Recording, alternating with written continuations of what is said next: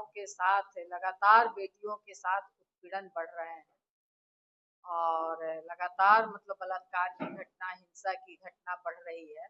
और चुनाव में भी अगर आप देखेंगे तो इसमें वोटर लिस्ट में नाम जुड़वाने में बड़ी समस्या आ रही है महिलाओं को। क्योंकि मतलब अगर 2003 से आप देखेंगे तो 2003 में जिस महिला की शादी नहीं हुई तो उसका तो पिता के यहाँ चढ़ा हुआ है। अब वो ससुराल चली गई है तो वहां से वो कैसे वहां उसका वोटर लिस्ट में नाम कैसे जुड़ेगा, ये बहुत बड़ी समस्या आ रही है और इसका कहीं कोई समाधान नहीं दिखता है। क्योंकि वहां तो उनके मतलब ससुर के हिसाब से है मगर उसके पिता का नाम के हिसाब से जुड़ेगा कि कहाँ जुड़ेगा, ये एक पूरा उपापोह की स्थिति बनी हुई है। तो इस वजह से एक कह लीजिए कि पूरी अराजकता में महिलाओं को भी मतलब इस पूरे बिहार को तो टोटल इस पुनरीक्षण से डाल ही दिया है, मगर खास करके महिलाओं के लिए भी बड़े पैमाने पे नाम छटने की तरफ हम लोग देख रहे हैं।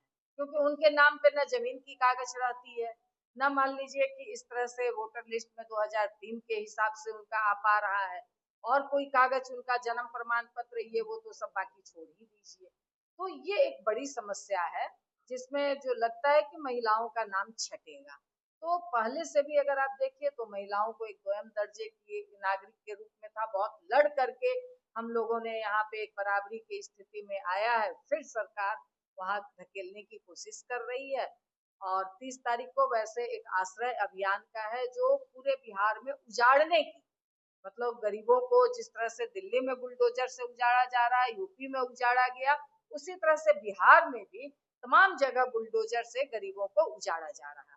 तो इसके खिलाफ आश्रय अभियान के माध्यम से कार्यक्रम विधान परिषद के सभागार में हो रहा है। दीपंकर जी मुख्य अतिथि हैं। तो इस ये सारे प्रश्नों को लेकर के इसमें महिलाएं बड़े पैमाने पे सफर करती हैं। तो इन सवालों को लेकर के चुनाव में भी हम लोग कमर कसे हैं कि महिलाएं इन सारे प्रश्नों पे इस सरकार से सवाल और जवाब मांगेंगी। स्कीम वर्कर में भी यदि अगर आप देखेंगे तो बातें कर रहे हैं कि हमने ये कर दिया वो कर दिया, मगर आप देख लीजिए जो सचमुच में स्कीम वर्कर है 1650 रुपये में रसोईया काम कर रही है। अभी तक नीतीश कुमार जी का नजर उधर नहीं गया है। जो बड़े पैमाने पे बिहार में रसोईया वर्कर जो स्कूल को इस्टेब्लिश करने में बड़ी भूमिका है, आशा वर्कर जो हेल्थ को इस्टेब्लिश करने में उनकी बड़ी भूमिका है, उसके तरफ सरकार की ध्यान नहीं गई है। जीविका का भी आप कह रहे हैं कि बहुत बड़ा ढिंढोरा पीट रहे हैं कि हमने डबल कर दिया, मगर आप कंट्रीब्यूटरी सिस्टम को समाप्त नहीं कर रहे हैं। ममता है जो अस्पताल में प्रसव का काम, प्रसव के बाद सफाई का काम करती है, उसको 1 रुपया आप नहीं बढ़ा रहे हैं।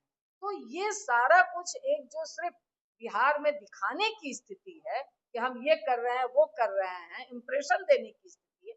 इससे सरकार को मतलब इन सारे सवालों को लेकर के ये सारी तबका एकजुट होकर के इस चुनाव में सवाल और जवाब करने के लिए